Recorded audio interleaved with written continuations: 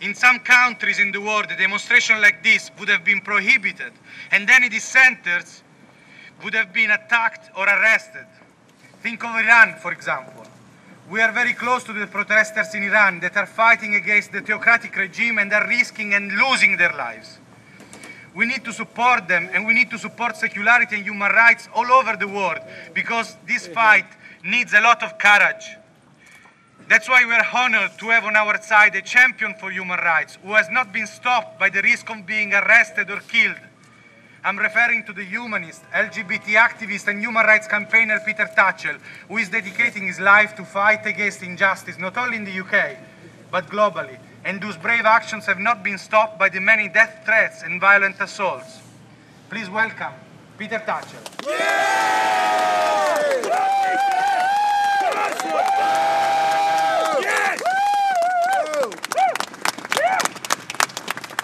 Weeks ago, the Vatican announced the Pope's state visit to Britain. He, like any other person, is entitled to his free speech. He's entitled to come here. But we are also entitled to protest against him and what the Vatican stands for. And that's why we're here today, to say to the Pope, to the Vatican, to the Italian government and to the British government that Pope Benedict is not welcome in Britain.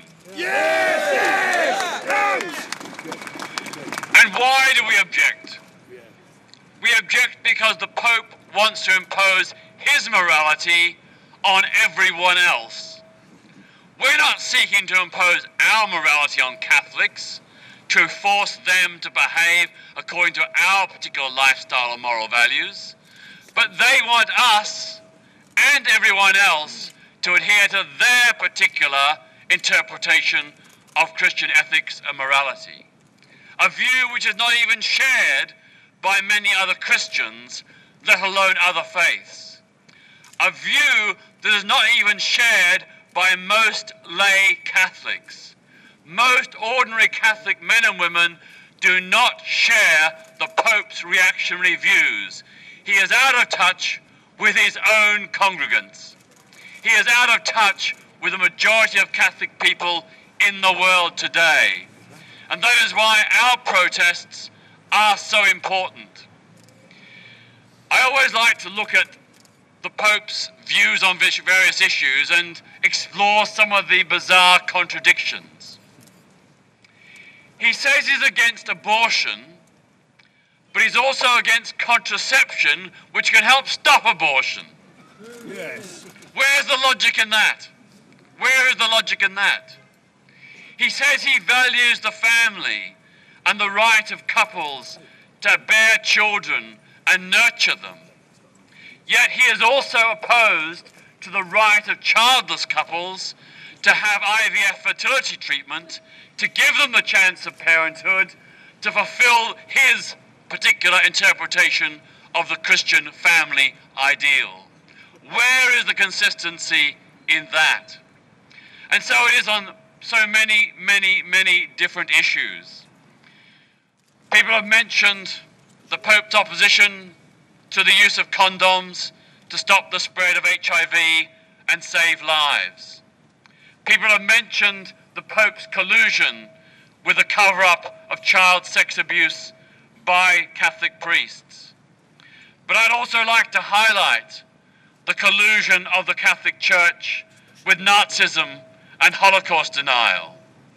The way in which this Pope, Benedict XVI, has rehabilitated Bishop Richard Williamson, a Catholic bishop who is on record as denying the Holocaust, denying the Nazi mass murder of Jews and others. He has been brought back into the Catholic fold by Pope Benedict.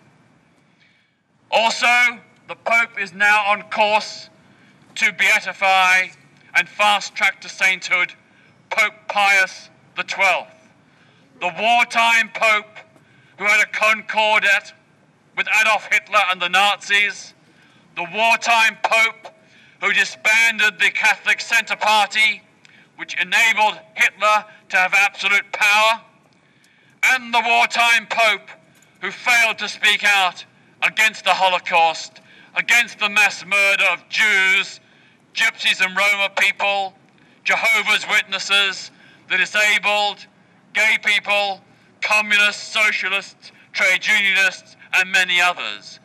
That's the kind of man that Pope Benedict believes should be a saint. Shame on Benedict and shame on the Vatican. Shame! The final point I'd make is that whatever a person thinks about the Pope and his views, there is no way that any religious leader should be accorded a state visit. We don't give state visits to the chief rabbi or the chief mufti, so why should we give it to the Pope? There's no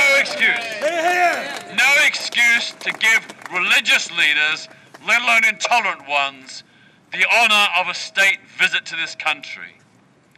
Just as many of us protested against the state visits of people like George W. Bush and so on, so we also protest against this Pope state visit.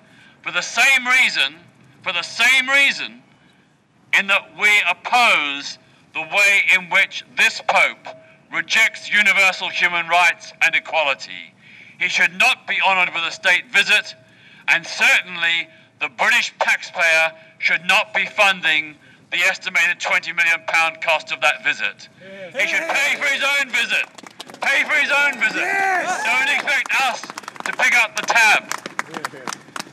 So our message is really clear.